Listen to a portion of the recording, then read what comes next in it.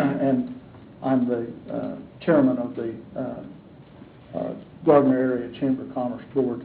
We also have several other of our board members here this evening. To answer your question, historically, back up, Steve is on vacation, and he volunteered to change his vacation. We said, no, we try our best to handle this.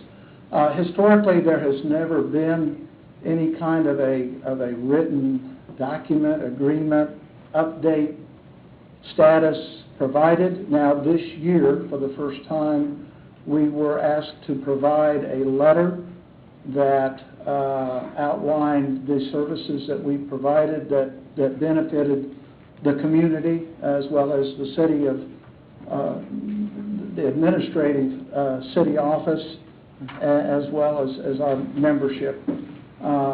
And we did provide that, and I don't know if you all got copies of that or not, but there was a letter provided.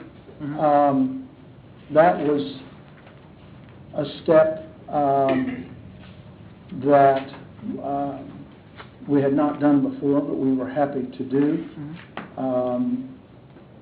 You know, historically we have received the $20,000 figure, and that's a significant amount of our total budget. So we're quite appreciative of the city for that, and at the same time we feel like we provide good service as a part of that. I think we would be open to, you know, I don't know that a contractual, just speaking from Jim's standpoint, I don't know that a contractual arrangement is warranted in this case for a relatively small amount of money from the city standpoint. Obviously, it's not small from the Chamber of Commerce's standpoint. That's a fairly significant amount of our total budget. You know, our budget, for those of you that don't know, it primarily comes from dues from our membership, secondarily from the city, and then we have other projects that we trade dollars on, like the fireworks display is kind of a trade dollars for the county fair parade. We do some work with the fair board on that, and it kind of trades dollars. We really don't make any money from that, but it doesn't cost us financially other than the labor that we would provide. But to answer your question, that, you know, this year's the first year we've provided any kind of input information to the city. Well, the reason why I asked the question is because we do have a business development core, economic development director. We are undertaking a focused effort to develop business within the city limits and also within the area, the greater area, to benefit the community. I personally would like to see us to have more of a formalized arrangement between ourselves and the chamber, just from the standpoint of being able to be more effective in both of our roles, and to make, you know, to be able to better support the chamber, and the chamber would better support, you know, the city of Gardner. And so that's why I wanted to pull this off the agenda. I wanted to get some explanation. I appreciate your time, Jim. Well, and I, you know, as I said, I don't know that we're opposed to that. You know, the other side of that I would like to see considered would be, rather than just this being a year-to-year arrangement, that, you know, budgeting is difficult if you're just running year-to-year on the income side of things. So as long as we could have, you know, some assurance of not only a year at a time, but a longer-term relationship, I don't know why that wouldn't be acceptable. I don't want to commit to a sense that. Yeah, that's fair. Absolutely. So any other questions? I actually do have a question. The difference that I see between the agreement with the chamber and the agreement with EDC. The EDC is, in my opinion, providing a service or a partnership with the council for economic development.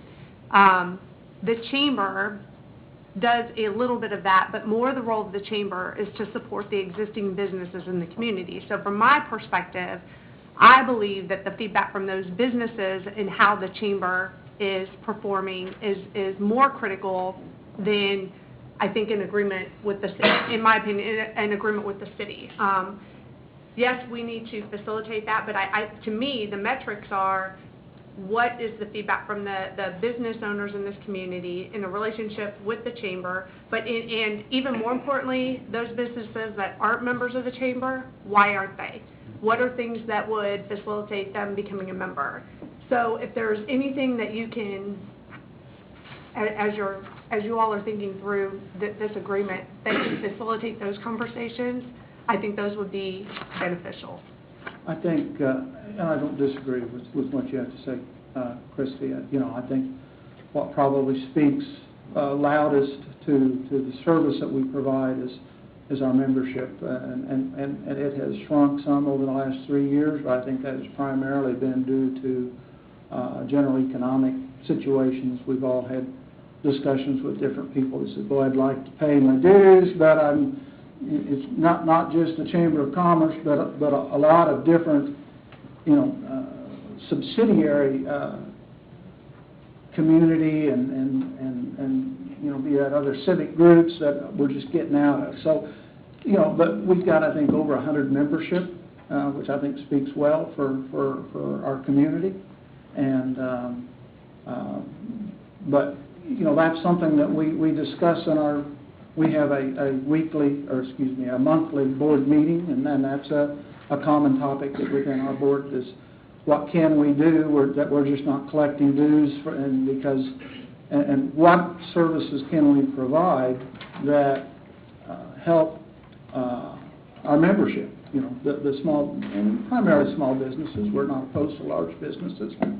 As you pointed out, from an economic development standpoint, we may have a very small role. I had the opportunity to spend several hours with Steve in his office a week or so ago, and I was enlightened by the number of phone calls that came in. A lot of them were things like, I just moved to town and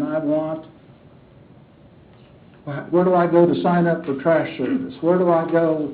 Those types of things, which really don't directly affect our membership, but that's a service that we have served historically and we want to continue to provide. But, I don't know why those couldn't be incorporated into an agreement.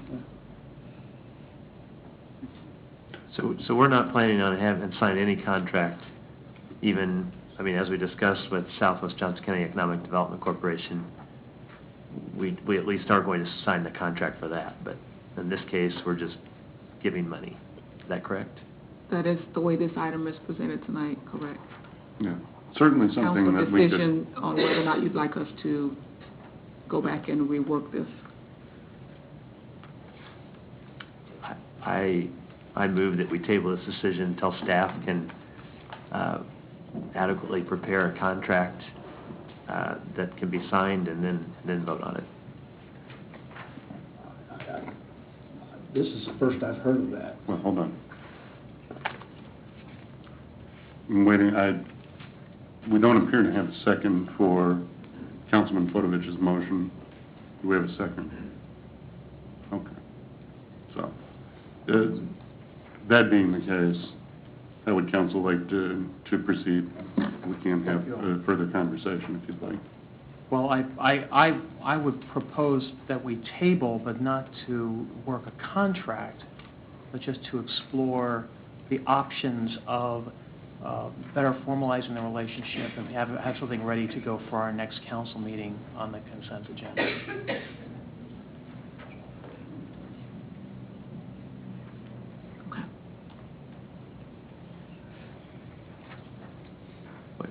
Do we have a second for Councilmember Schutz's motion? I guess I don't understand it. What is it you're proposing? If it's not a contract, what is different? Yeah.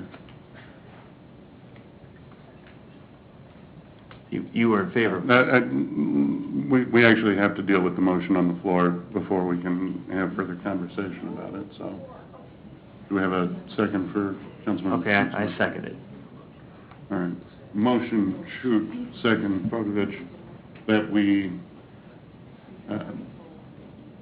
table the payment to the Gardner Area Chamber of Commerce till next council meeting based on the stipulations that Councilmember Schuta's